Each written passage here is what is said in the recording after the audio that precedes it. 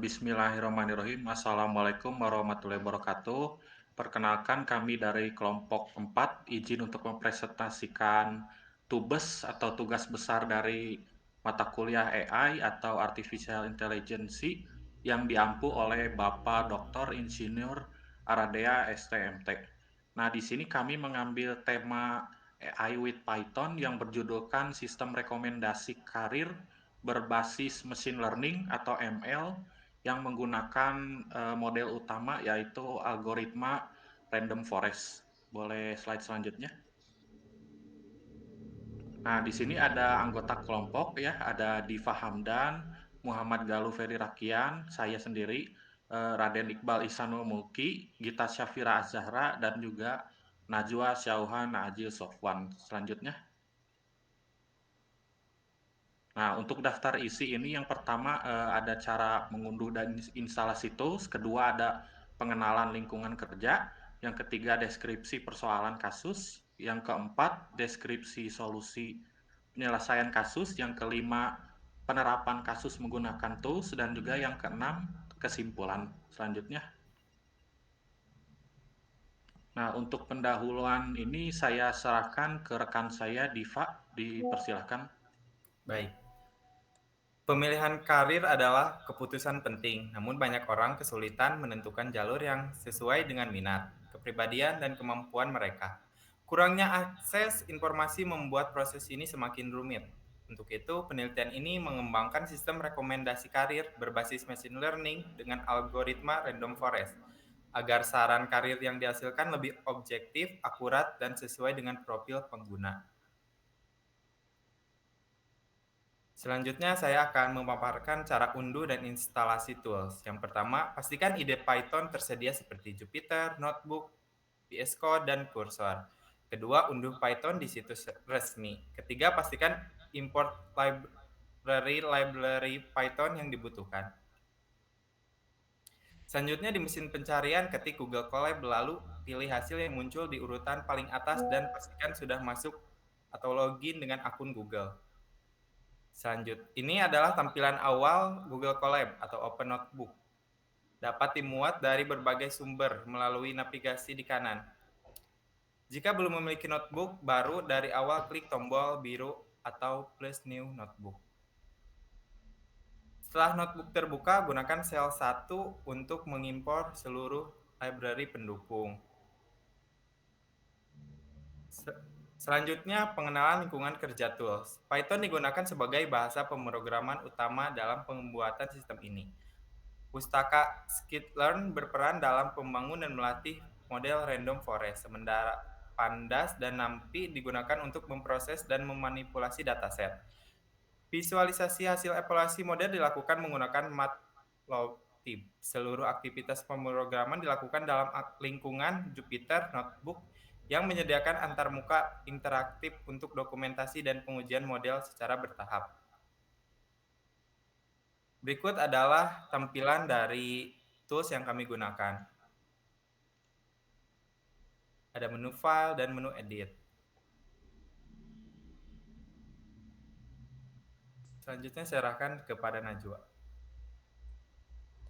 Baik, selanjutnya dalam pengenalan lingkungan kerja tools ini ada menu view dan menu insert. Selanjutnya ada menu runtime yang dimana ada run all, run the focus cell, run cell and below yang dimana menjalankan sel ini dan semua sel di bawahnya. Selanjutnya ada restart session dimana restart mesin Python-nya, dan ada change runtime type dimana ganti hardware menjadi CPU, GPU atau TPU. Yang selanjutnya ada menu tools dimana ada command palette, ada keyboard shortcut, ada setting, dan ada deep notebooks yang dimana membandingkan dua notebook. Selanjutnya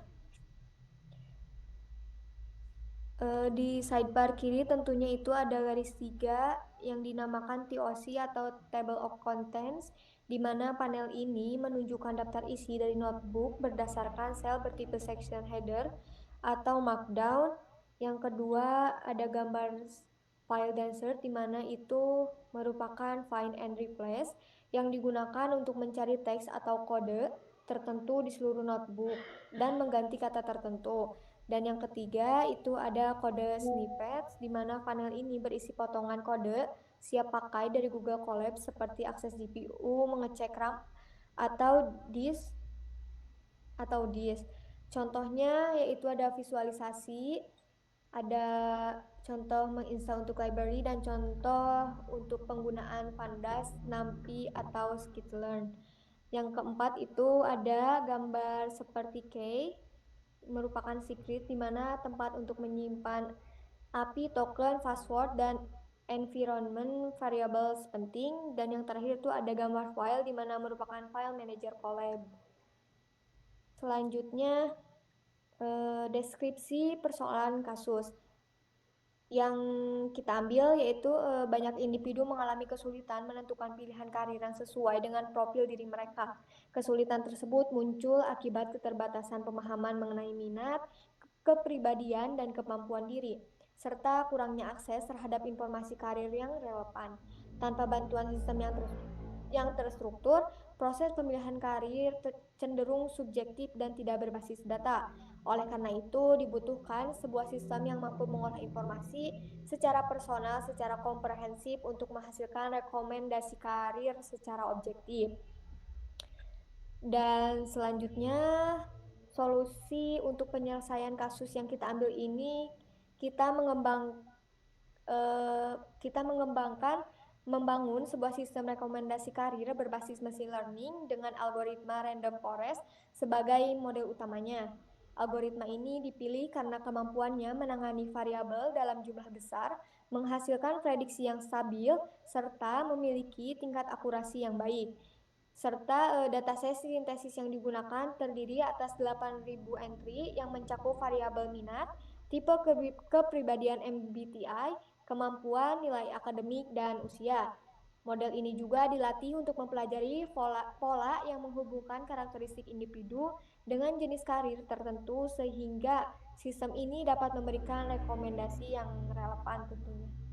Selanjutnya dilanjutkan oleh rekan saya yaitu ada Iqbal.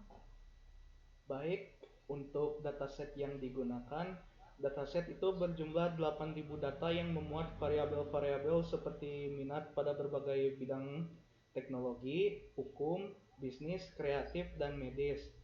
Tipe kepribadian berdasarkan MBTI, kemampuan pengguna dalam aspek tertentu seperti problem solving dan public speaking, indikator akademik berupa nilai IPA dan IPS, serta usia.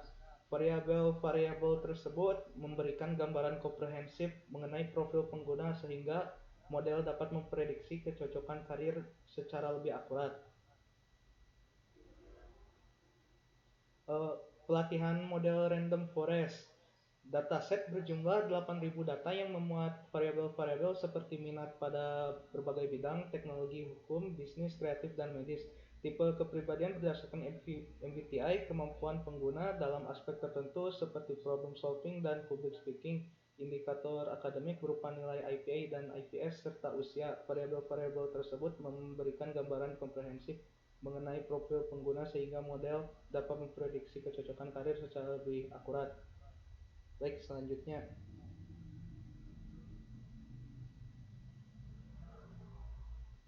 Untuk evaluasi model bisa untuk diserahkan untuk Zahra.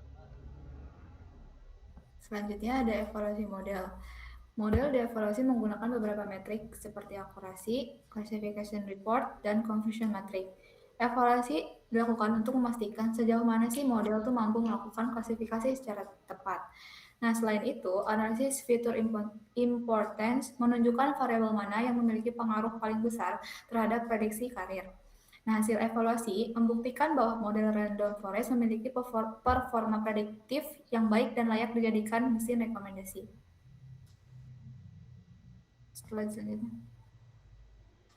Selanjutnya yaitu penerapan kasus menggunakan tools.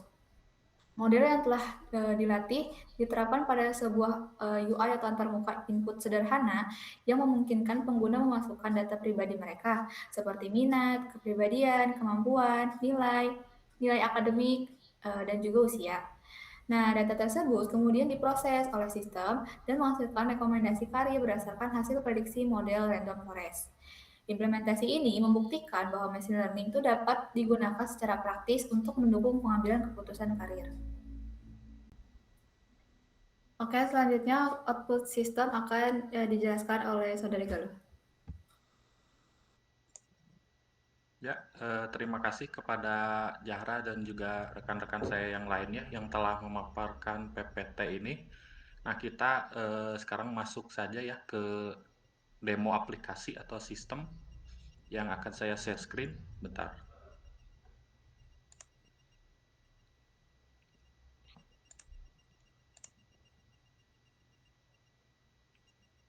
Apakah sudah terlihat? Sudah. Ya, nah ini tampilan awal ya ketika masuk ke ini ke Google Colab. Nanti akan muncul tampilan awal seperti ini, example seperti yang disebutkan di lingkungan tools tadi ya. Nah ini saya sudah membuat dengan new notebook yaitu sistem rekomendasi karir Google Colab. Klik ini. Nah ini lingkungannya ya, ini yang akan nanti kita gunakan di sini. Untuk ini itu disebut sel ya, satu kotak ini sel. Ini sel pertama, ini sel kedua, dan seterusnya gitu. Nah, kalau sel ini bisa dijalankan independen satu-satu atau berbarengan gitu ya. Nah, mending karena ini machine learning ya, jadi satu-satu sama biar bisa dijelaskan gitu.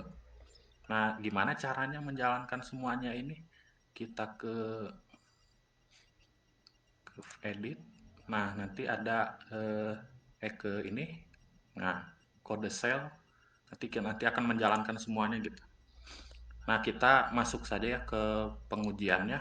Nah, ini untuk yang sel pertama ini libraries utama untuk mengimport library yang digunakan untuk sistem ini. Seperti yang dibilang ada pandas, numpy, matplotlib, seaborn, dan juga sklearn dan lain-lain gitu. Nah, untuk yang ini yang perbandingan model ini untuk membandingkan model ya. Yang ini itu model utama dan ini yang untuk yang nanti akan dibandingkan ya, ada SVC, KNN, logistic regression dan lain-lain gitu. Nah, kita klik run ini satu. Akan connecting dulu ya ke GPU. Butuh beberapa detik. Nah, ini sudah ada checklist ya, bisa dilihat nih 4 detik. Artinya ini sudah selesai di run gitu. Kita bisa masuk ke langkah selanjutnya atau ke sel kedua gitu. Nah, ini itu dataset generator ya untuk membuat dataset gitu. Seperti yang tadi ini ada 8.000 bisa dilihat. Nah, ini ada banyak ya, pokoknya ada demografis, minat utama, kayak teknologi, hukum gitu. Dan juga tambahan kayak data, desain, tipe sosial, introvert, extrovert, skill, dan lain-lain gitu. Nah, kita run. Ya, sudah selesai. Ini cepat ya, jadi tidak membutuhkan waktu lama gitu. Kita ke bawah. Nah, ini hasilnya ya. Yang ditampilkan di sini cuma 5 baris ya, cuma sampai 0 sampai 4 atau 1 sampai 5 karena kalau semua 8.000 baris gitu akan panjang ya gitu. Sebenarnya bisa ditampilkan semuanya tapi karena ini untuk memudahkan saja gitu. Nah, selanjutnya ini encoding kepribadian ini sebenarnya untuk memecah ke berbagai kelas gitu. Kayak kelas 1, kelas 2 kayak gitu. Kita run lagi. Nah, jadi memecah gitu. Nah, split data sama seperti tadi, nge-split datanya juga dan juga mentrain atau melatih model utama kita random forest gitu. Kita jalankan. Nanti juga ada akurasi ya nih. Nah, ini lama kenapa? Karena ini butuh waktu trainingnya gitu ya. Karena datasetnya juga besar jadi agak lama gitu.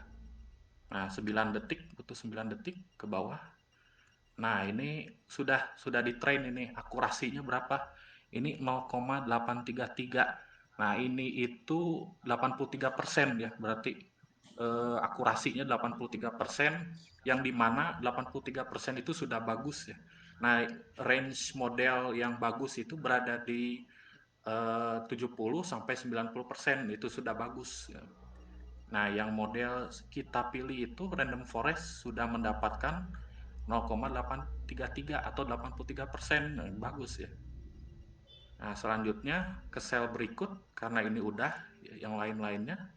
Confusion metric dan classification report untuk model utama kita jalankan.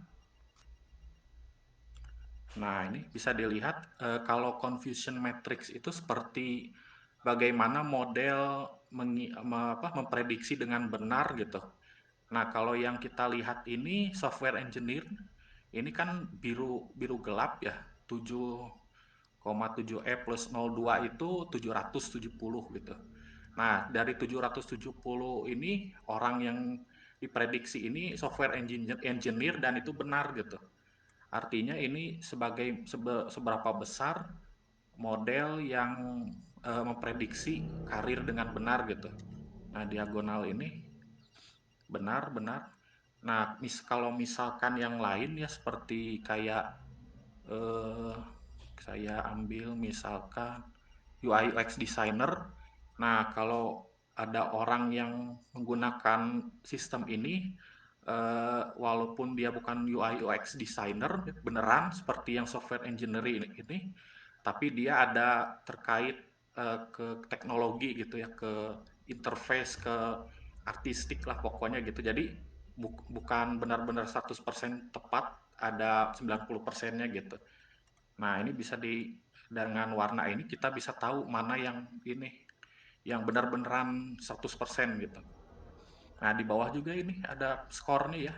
Support F1 score precision. Nah, weighted average-nya itu rata-ratanya bener. Kayak tadi 0,83. Ini dari mana? Nah, dari sini. Ini dari rata-rata ini.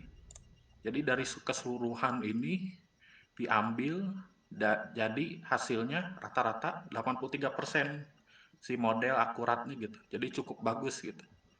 Nah, setelah ini kita lanjut lagi ke sel berikutnya, filter importance sama random forest juga kita jalankan.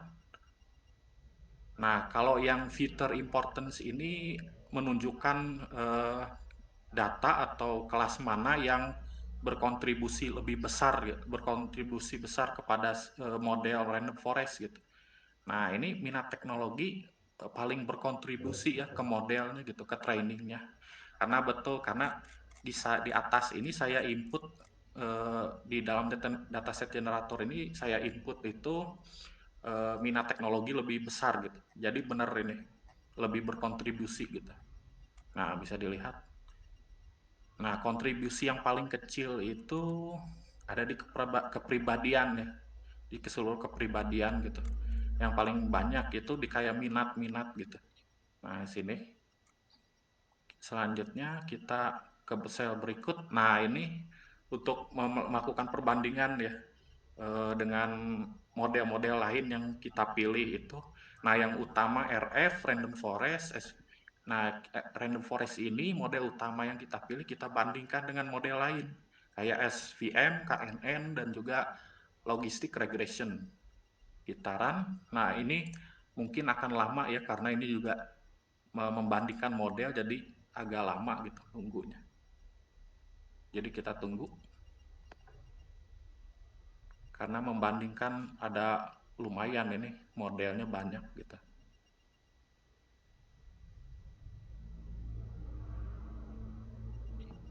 Nah, 21 detik ya ini. Kita lihat ke bawah. Nah, ini akurasi modelnya ini. Nah, dapat dilihat kalau random forest itu 83% akurat, SVM 89% akurat, KNN paling kecil yaitu di Kamian neighborhood, nearest neighborhood paling kecil yaitu 69%, dan yang paling tinggi ini logistic regression atau LR menempuh 98% akurasi. Nah, kenapa kita memilih model utama random forest? Karena seperti yang dibilang tadi, model random forest ini lebih stabil untuk kelas yang banyak gitu. Jadi walaupun akurasi itu bagus, tidak sepenuhnya akurasi menjadi penentu yang baik gitu. Karena kan random forest ini berguna dan juga berfungsinya bagus banget untuk berbagai banyak kelas lah gitu, lebih stabil gitu. Nah, ini sudah, kita lanjut ke sel berikutnya, tabel dan grafik akurasi model. Jadi ini nanti akan memunculkan tabel dan grafik dari yang ini, yang sudah dilakukan sebelumnya. Kita run. Nah, akurasi kan diambil dari sini ya. 834, 89, 89, 69, 69. Nah, ini tabelnya. Nah, kalau lihat dari sini kan lebih ini ya, lebih langsung kelihatan mana yang paling gede akurasinya, yang LR. Nah, hampir 100% ini, hampir 1,0. KNN paling dikit. Nah, bisa dilihat. Nah, kita langsung ke selanjutnya. Nah, kalau daftar kolom fitur ini hanya untuk menyimpan kolom-kolom yang tadi ya. Cuman menyimpan saja sih ini. Ya, agar nanti ini memudahkan untuk tes kepribadian, tes menanya-nanya gitu. Ya, sudah ini. Sudah menampilkan semua kolom. Nah, ini yang paling menarik ini nih ya, karena ini untuk memprediksi ya, template prediksi. Kalau yang ini itu manual, yang dimana manual itu kita mengisinya di sini, di kodenya ya. Nih, misalkan ini saya sudah isi usia saya 24, misalkan minat teknologinya 1 itu iya, 0 itu tidak, minat data 1, minat hukum 0, tidak, yang lain-lain, dan juga seperti yang lain ini, problem solving 1 dari 10, 8 itu cukup baik problem solvingnya, public speaking 7 baik, dan seterusnya. Ini sudah diisi ya, saya sebelumnya sudah diisi manual. Nah, sudah kita jalankan saja. Nah, ini rekomendasi utama muncul, software engineer top 3. Nah, ini menampilkan juga top 3 rekomendasi karir. Nah, software engineer ini model memprediksi 96% kamu ini cocok di software engineer gitu. Dan untuk yang kedua, model memprediksi bahwa 2% dia itu yakin kamu entrepreneur, cocok di entrepreneur gitu. Jadi kecil ya, jadi ini hampir semua, hampir full gitu. Nah, ini dapat kenapa? Karena dari sini nih yang saya input tadi. Karena saya input minat teknologi 1 iya, minat data 1 iya, dan juga ini nih yang paling penentu, programming skill saya input 9 dari 10, 1 sampai 10 gitu. 9 ini sudah pro lah, sudah minat gitu. Nah, makanya dia model random forest ini bahwa dia itu yakin 96% kamu ini cocok di software engineer gitu. Seperti itu. Nah, ini sebenarnya input interaktif ini sama ya seperti ini, cuman kita tidak mengisi di sini. Tapi kita run dulu. Nah, kita inputnya di sini. Jadi interaktif gitu, tidak input di sel kodenya gitu. Nah, usia misalkan saya 19, enter. Nah, ini ada keterangannya, minat 1 itu iya, 0 tidak. Coba kalau saya minat teknologinya tidak ya, 0. Minat data atau analitik tidak, 0. Kalau hukum coba saya iya. Kreatif atau desain tidak. Medis atau kesehatan tidak juga. Bisnis atau usaha coba saya input iya. Desain atau visual UI tidak. Sosial HR dan people juga tidak. Riset atau akademik saya tidak minat. Nah, ini masuk ke kelas lain ya, tipe sosial. Yang sebelumnya itu tipe minat. Nah, seperti ini tipe sosial. Nah, kata model lebih cenderung introvert atau tidak. Kalau 0 berarti extrovert, kalau 1 iya introvert.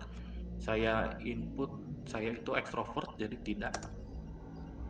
Nah, problem solvingnya berapa ini? 1 itu ya tidak baik ya gitu. Kalau 1, kalau 10 bagus. Nah, kalau saya coba input 6. Public speaking, ya, kemampuan berbicara di depan umum, saya input 10.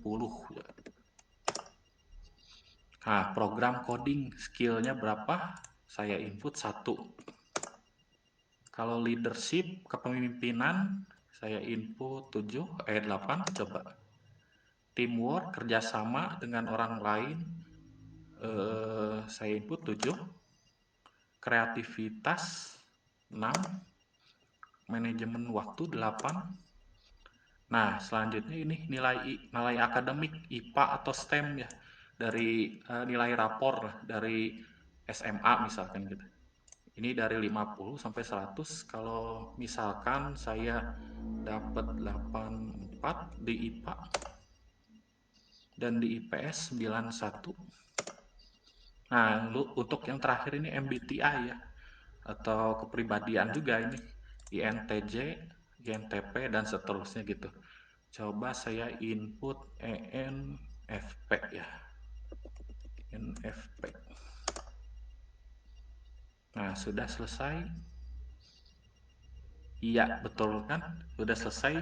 Nah, ini muncul rekomendasi karir utama entrepreneur. Kenapa? Tadi ya saya input bisnis atau usaha, iya saya minat gitu. Hukum juga, kenapa ini ada lawyer gitu. Saya juga input minat ini. Kenapa? Entrepreneur menang, dan juga karena dari sini mana ya. Nah, ini problem solving dan public speaking. Saya input lumayan tinggi gitu. Dan juga manajemen waktu, kreativitas juga tinggi. Nah, jadi ini lebih seimbang lah, tidak seperti yang sebelumnya yang dimana software engineer itu 96% gitu. Nah, model ini memperkirakan bahwa dia yakin 45% kamu cocok di entrepreneur, dan yang kedua kamu cocok, dia perkirakan bahwa dia yakin itu 38% kamu cocok di lawyer gitu. Nah, untuk yang terakhir HR spesialis cuma 4% saja. Jadi model tidak terlalu yakin gitu kalau 4%. Nah, penjelasan karir ini menjelaskan kenapa model memilih karir itu gitu. Nah, kita jalankan ke bawah. Nah, ini menjelaskan kenapa model memilih ini ya, yang tadi yang sudah saya lakukan sebelumnya. Mengapa? Kita baca. Nah, karir yang direkomendasikan entrepreneur, fitur yang memengaruhi rekomendasi. Nah, yang tadi IPS kan gede tadi, saya input 91. Nah, nilai IPA kecil, tidak kecil sih, lumayan di atas rata-rata. Usia, dan juga tadi yang saya bilang public speaking bagus, leadership juga bagus. Nah, public speaking sangat baik, leadership di atas rata-rata, tertarik juga pada bidang hukum ya, sama yang tadi saya input juga 1 di sini, minat hukum atau legal gitu. Ya, kita lanjut. Nah, ini profesional lokal, ini untuk yang lokal ini sebenarnya sama ya, cuman ini ada beberapa data yang akan disampaikan kenapa dia memilih model, kenapa memilih karir itu. Kita jalankan. Nah, confidence itu dia seperti tadi, yakin bahwa kamu itu cocok di situ. Dia model si random forest ini cocok 45%, bahwa kamu cocok di entrepreneur. Nah, gitu. Nah, fitur yang terkuat sudah seperti tadi disebutkan, cuman ini ada berbagai ditambah fiturnya lagi gitu. Seperti kayak manajemen waktu, ini memengaruhi ya, memengaruhi model memilih entrepreneur, kayak leadership, manajemen, teamwork. Nah, analisis penjelasan ikut mendukung, nilai akademik, nilai IPS yang saya input tadi. Nah, nilai IPA juga ikut mendukung gitu. Fitur usia juga memberikan kontribusi ya kan. Nah, publik juga memberikan kontribusi positif dan lain-lainnya. Makanya dia confidence-nya gede gitu untuk entrepreneur gitu.